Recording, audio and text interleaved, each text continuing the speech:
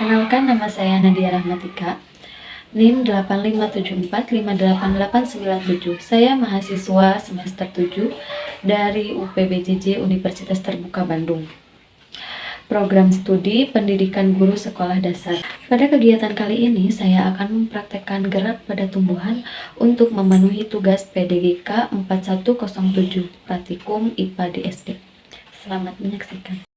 Gerak pada tumbuhan ada 3 macam. Yang pertama ada gerak seismonasti, yang kedua ada gerak niktinasti, dan yang ketiga ada gerak geotropisme negatif. Gerak seismonasti merupakan gerak yang terjadi pada tumbuhan yang diakibatkan karena adanya rangsangan berupa getaran. Contohnya pada tumbuhan putri malu.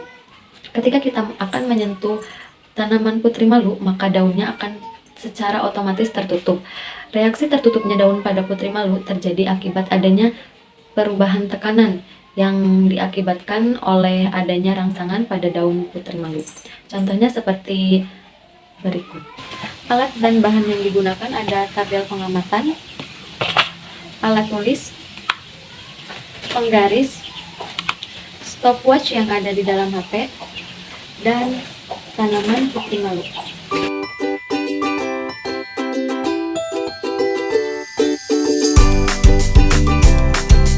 Pada percobaan pertama, kita akan melakukan penyentuhan pada daun putri malu menggunakan penggaris.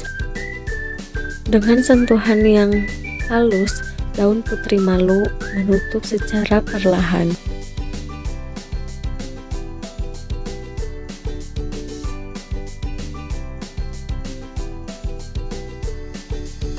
Kemudian kita lihat berapa waktu yang dibutuhkan oleh putri malu untuk terbuka kembali jika putri malu disentuh dengan pelan.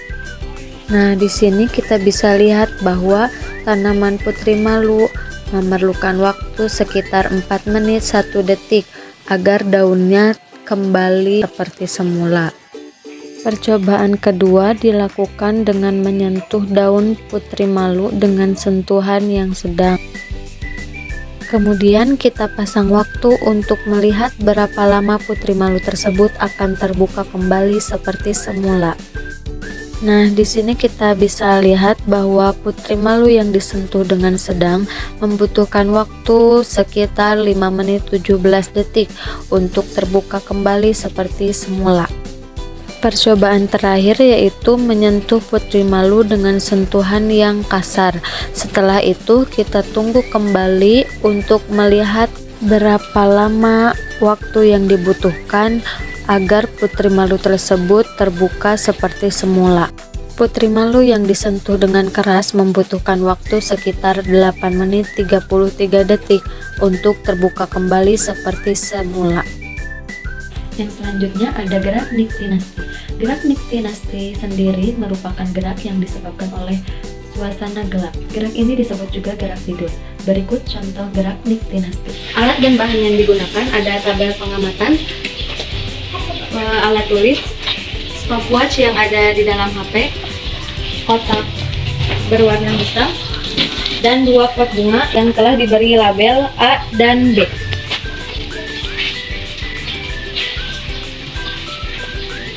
Untuk pot A kita letakkan di tempat yang terang, kemudian kita tunggu dan biarkan selama 30 menit di tempat yang terang. Tanaman putri malu di pot A setelah ditunggu sekitar 30 menit, daunnya tetap seperti semula, tidak terjadi perubahan apa-apa.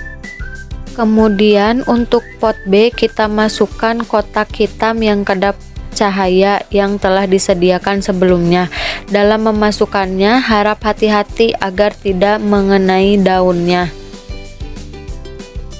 Kemudian lakukan seperti pada pot A, biarkan selama 30 menit di dalam kotak yang telah disediakan. Setelah 30 menit, mari kita buka kotak yang berisi tanaman putri malu pada pot B. Setelah itu terlihat bahwa tanaman putri malu yang ada di pot B yang ditutupi oleh kotak yang kedap cahaya, daunnya menjadi tertutup.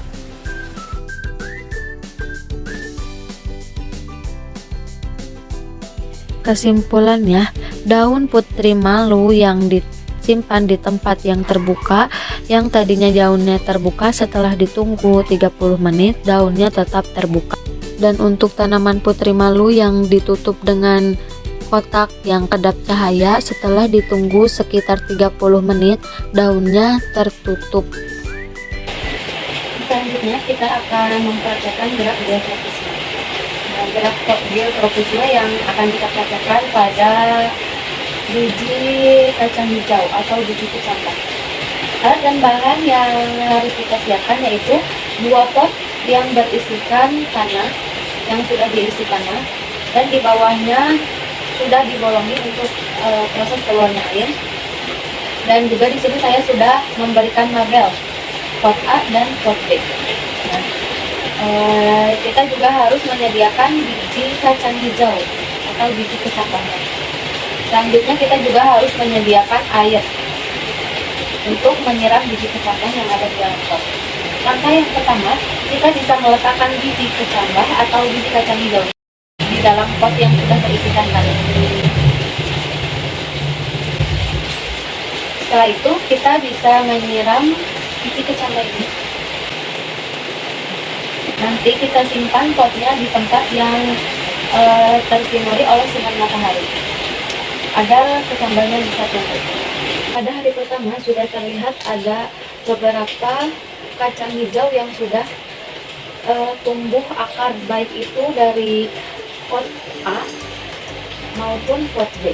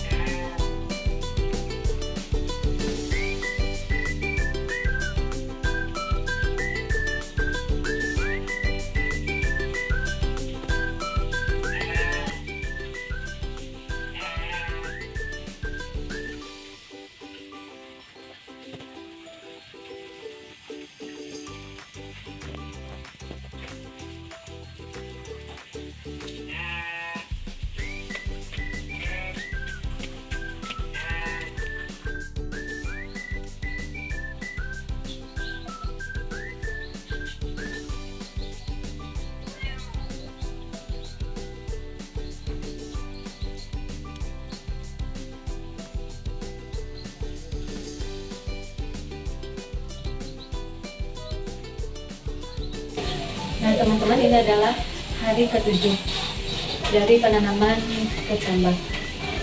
Pada hari ke-7 ini, kecambah yang ada di pot A diletakkan secara vertikal dan pot B diletakkan secara horizontal. Mari kita ukur tinggi dari kecambah pada pot A. Kecambah pada pot A memiliki tinggi sekitar 22 cm. Dan pada pot B memiliki tinggi sekitar 18 cm. Di sini kita bisa melihat perbedaan antara pot A dan pot B, di mana pada pot A yang diletakkan secara horizontal, pertumbuhan batangnya lurus dan perkembangannya juga normal. Namun pada pot B yang diletakkan secara horizontal, pertumbuhan batangnya agak membelok dari arah horizontal menuju ke arah vertikal. Dilihat dari perkembangannya pun, perkembangan dari pertumbuhan batangnya pun memiliki sedikit keterlambatan dibandingkan tanaman kecambah pada pot B. Dapat disimpulkan bahwa gerak geotropisme merupakan gerak yang terjadi akibat adanya gravitasi bumi. Jika arah pertumbuhan menjauhi titik pusat bumi, maka itu disebut gerak geotropisme negatif. Di sini contohnya terjadi pada tanaman di pot B, di mana pertumbuhannya menjauhi titik pusat bumi.